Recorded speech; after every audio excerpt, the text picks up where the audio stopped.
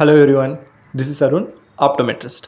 இன்றைக்கி நம்ம என்ன கேஸ் பார்க்க போகிறோம் அப்படின்னா, வாட்டரிங் வருது இல்லையா, நம்ம கண்ணிலேருந்து தண்ணி வந்துகிட்டே இருக்குது. அதுக்கு நிறைய ஃபேக்டர்ஸ் இருக்குது. நம்மளுக்கு வயசாகிறதுனாலையும் நம்மளுக்கு வாட்டரிங் வரலாம். இல்லை நான் லேசிக் பண்ணியிருக்கேன், அதுக்கப்புறம் ட்ரைனஸ்னாலையும் நம்மளுக்கு வாட்டரிங் வரலாம். எதனா இன்ஃபெக்ஷன்ஸ்னாலையும் நம்மளுக்கு வாட்டரிங் வரலாம். ட்ரை ஐஸ் இருந்தாலும் நம்மளுக்கு வாட்டரிங் வரலாம். இதை விட ஒரு முக்கியமான காரணம் என்னென்னு பார்த்தீங்கன்னா, நம்ம பங்க்டம் அந்த சிறுவாக இருக்கக்கூடிய ஓட்ட வழியாக தான் நம்மளுக்கு டியர்ஸ் ட்ரைன் ஆகுது. எங்கன்னா த்ரோட்டுக்கு. அது அடைப்பு ஏற்பட்டாலும் நம்மளுக்கு தண்ணி வடிகிறது அதிகமாக இருந்துகிட்டே இருக்கும். என்ன நம்ம ட்ராப்ஸ் போட்டாலும் கேட்காது. ஸோ இது எதனால் அடைப்பு ஏற்படுதுன்னு பார்த்தோன்னா, ஒன்று மைபோபியட்டிஸ்ன்னு சொல்லுவோம். நம்ம இமை இருக்கு இல்லையா, இமைக்கு கீழே ஒரு கிளான்ஸ் இருக்குது, ஆயில் செக்ரேட் பண்ணுற கிளான்ஸ் இருக்குது. அதில் இன்ஃபெக்ஷன்ஸ் ஆயிடுச்சுனாலையோ இல்லை பிளஃபரைட்டிஸ்னு நம்மளுக்கு ஒரு கண்டிஷன்ஸ் இருக்குது. அதிகமாக பொடுகு தொல்லை மாதிரி கண்ணில் படிஞ்சு அந்த கிளாண்டை பிளாக் பண்ணுறது மூலமாக கட்டி ஏற்படும்.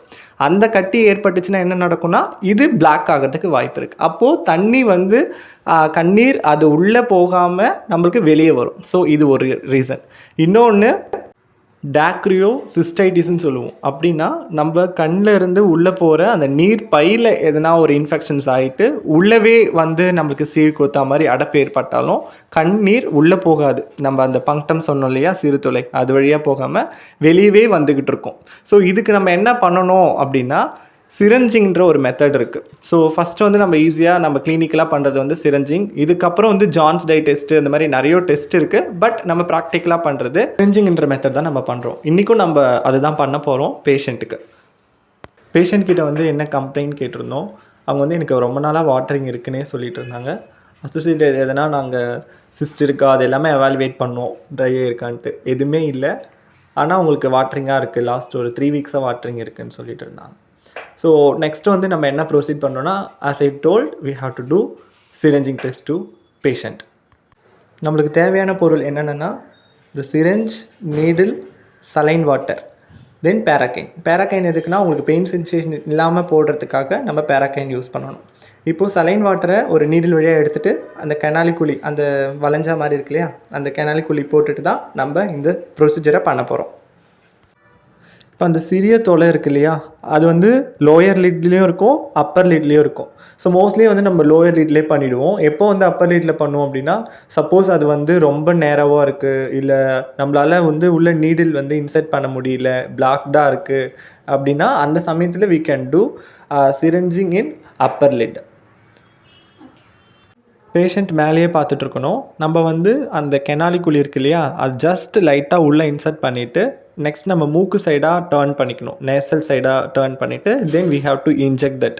ஸோ நம்ம இன்ஜெக்ட் பண்ணும் போது அந்த சலைன் அந்த பேசேஜ் வழியாக போயிட்டு ஒன்று அவங்களுடைய மூக்குக்கோ இல்லைனா அவங்க தொண்டைக்கோ வரும்.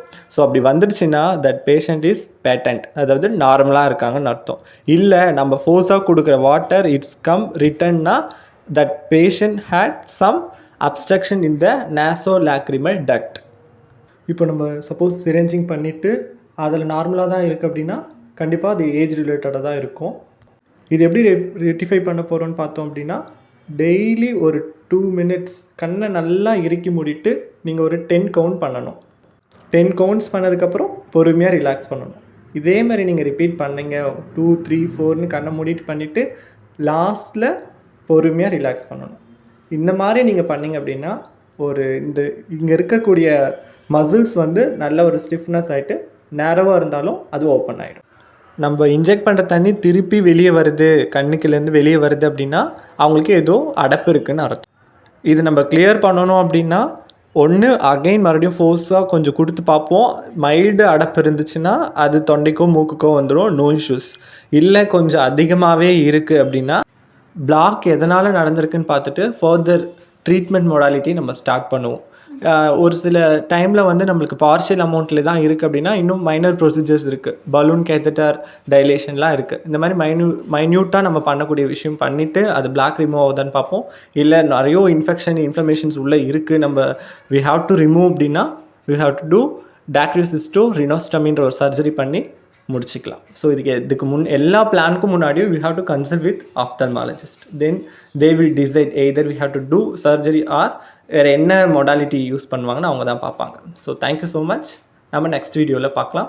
B supporters.